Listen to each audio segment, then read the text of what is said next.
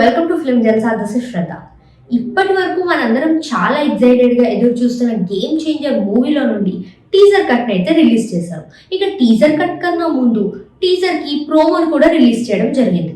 ఎప్పుడూ లేనిది కొత్తగా టీజర్కి ప్రోమో ఏంటి అని చెప్పేసి అందరూ చాలా ఆశ్చర్యపోయారు.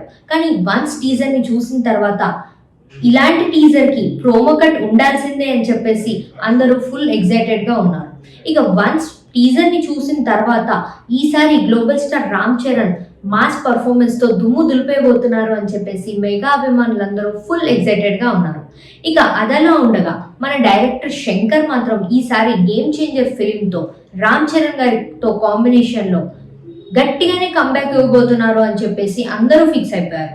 ఇక టీజరే ఈ లెవెల్లో ఉంది అంటే ఇక ట్రైలర్ అలానే సినిమా ఇంకా ఏ లెవెల్లో ఉండబోతుంది అని చెప్పేసి ఫ్యాన్స్ అందరూ ఫుల్ ఎక్సైటెడ్గా ఉన్నారు. ఇక టీజర్తోనే ఫుల్ మీల్స్ పెట్టేశారు ఏంటి అని చెప్పేసి అందరూ ఫుల్ హ్యాపీగా అయితే ఉన్నారు.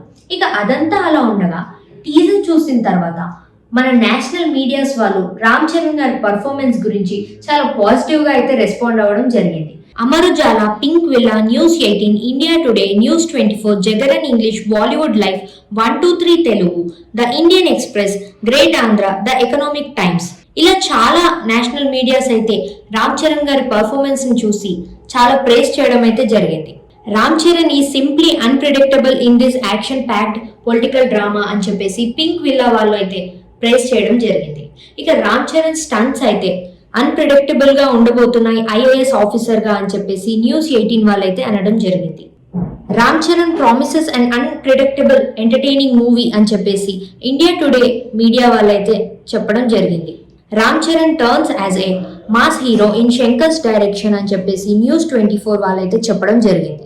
రామ్ చరణ్ అన్ప్రెడిక్టబుల్ టచ్ అని చెప్పేసి గ్రేట్ ఆంధ్ర వాళ్ళైతే చెప్పడం జరిగింది.